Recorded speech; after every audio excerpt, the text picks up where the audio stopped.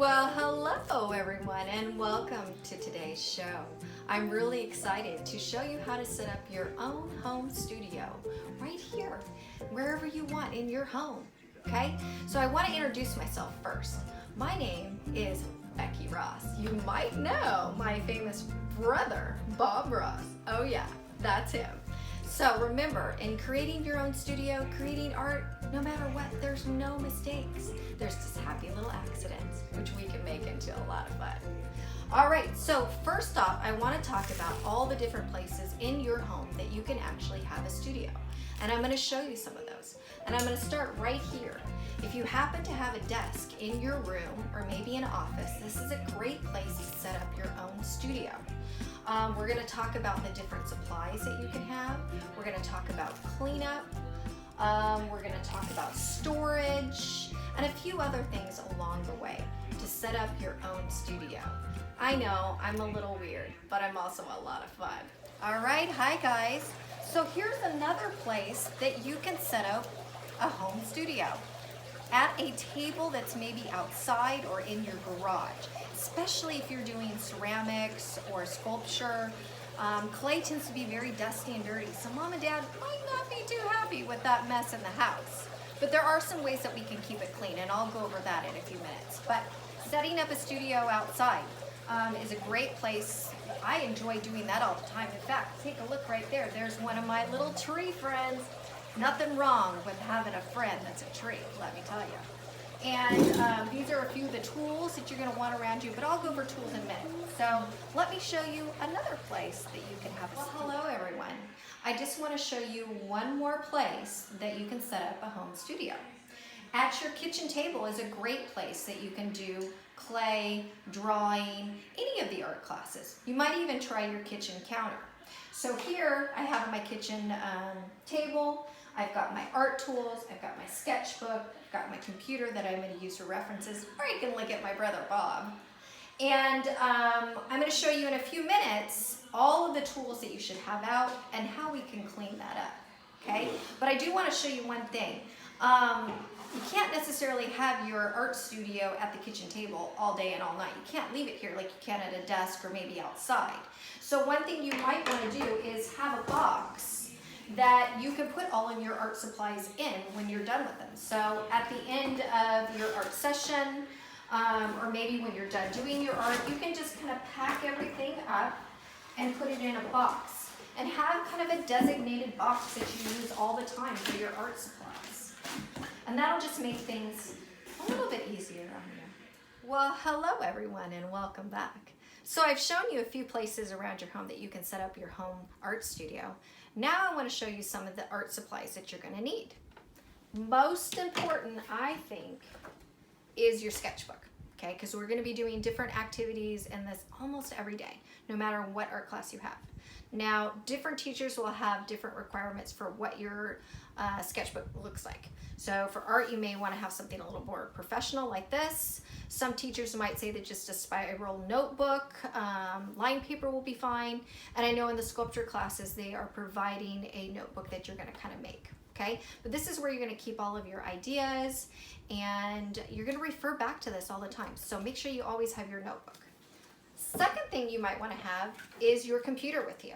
I always like to have my computer because I can reference stuff all the time. So if I'm working on a sculpture of blowfish, I can look up different blowfish. So having your laptop is going to be important. The other thing is you want to have an area that makes you feel good, makes you feel happy, right? So have things around you that inspire you. I love nature, so I pick some flowers from my mom's garden. I have shells, a bird's nest, some coral. I have my different art supplies and even some artwork. Okay, this is something my daughter did. So have things around you that inspire you. The next thing you're going to want to have is your art supplies. Now I will tell you that many of the art teachers will be giving you some art supplies. So this is a kit that the sculpture teachers give you. And it's got different tools in it, it's got sponges, it's got a board that you can work on. They even provide you with a piece of canvas, and this is something that you will be putting the clay on, okay? Your drawing and art teachers may also supply you with paintbrushes, color pencils, paints. You're gonna need some kind of a cup for water, even for sculpture or for art classes. You're gonna need that. The other thing that you might want to consider is what's called a drop cloth, which really it's just a sheet or some towels, something you can put on the floor in case you get paint or clay dust down there. Because again, art's a little bit messy, but if you have something like that, you're good to go, okay? So those are just a few of the things that you should have for your art studio. Well, hello everyone. So one more thing I would like to talk to you about is different ways to store your art supplies, okay? One way that I like to store my art supplies, especially colored pencils, is these little pencil containers. And you may have them, one that you used maybe in middle school or elementary school or even in high school. But if you can clean one of these out, these are great to put either clay tools or colored pencils in. So that's one thing you can use.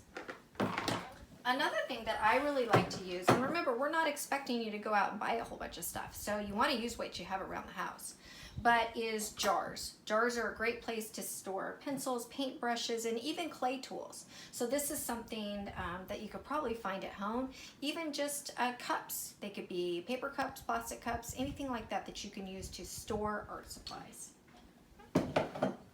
Another thing that I really like, and I use at home all the time in my own personal studio, and I know Bob does too, is one of these plastic tubs, okay? They're great for storing clay because they will keep the clay nice and moist while you're still working on them, and I'm sure your art teacher will go over that. And they're also great for storing your art tools. So, you know, especially if you're having to work at the counter or the kitchen table or even outside and you don't necessarily want to leave everything out there, put all of your stuff in like a little plastic tub. You can even have one for your artwork, and it just makes cleanup and everything so nice and easy for you. We're also going to be giving you a plastic bag. So, and they'll be labeled with your class. I suggest that you put your name on it, and you could just keep all of your art tools there. But try not to have them spread out all over and leave them out, because you'll forget, you'll lose them, and you are expected to return most of this stuff whenever you're done with it at the end of the semester. So try to keep all of your tools organized and together, so that when you have your classes, you have all that stuff and you're not trying to run around and find everything.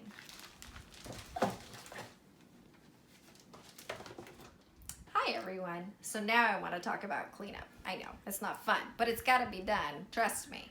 So one of the first things you want to do when you're ready to clean up, whether you are in an art class, sculpture class, or ceramics class, is if you've put down towels or a sheet or something for a drop cloth, is you want to kind of bundle this all up. And you're probably going to want to take it outside and shake it out really good, especially if you've been using clay. After that, it's just kind of folding it up and maybe putting it back under your desk or wherever you are storing your art supplies. Okay, so that'll be number one. Next thing is if you've been using paintbrushes, which paintbrushes are very expensive, let me tell you, me and Bob are always going round and round about that because he leaves the paint in the paintbrush, is you want to make sure that you wash out these paintbrushes really good. If you leave acrylic paint in paintbrushes, it will ruin them.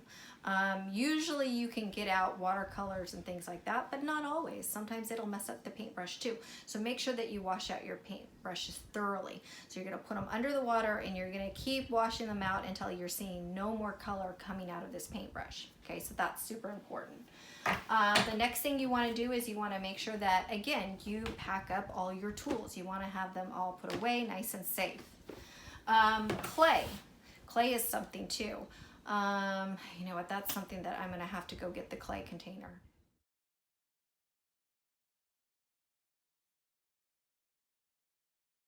All right, so I want to talk to you about storing clay. Now you probably won't have this bag, a huge bag of clay, but you are going to have clay, and it's really important that it's stored in the right way. So clay needs to kind of be stored in a cool, dark place. Well, it doesn't necessarily have to be dark, but it's got to be a place where it's not going to get really warm. So when I'm at home, I usually store my clay in a closet. So if you have a shelf somewhere that you can put it, you don't want to have it down low anywhere where little brothers and sisters can get into it, where pets can get into it. I can't tell you how many students have taken clay home and they said their dogs chewed on the side of the the bag, or they chewed up their sculpture. I don't know why dogs like clay for some reason. But anyways, you want to store this somewhere. So make sure that maybe you find a place in your pantry or your closet where you can store this where it's not down really low. And the other thing I would do is tell your parents what this is, because I've also had parents pick up this bag and they're like, what is this? And they throw it away. And clay's pretty expensive, and since we're not seeing you, it would be hard for us to get clay back to you.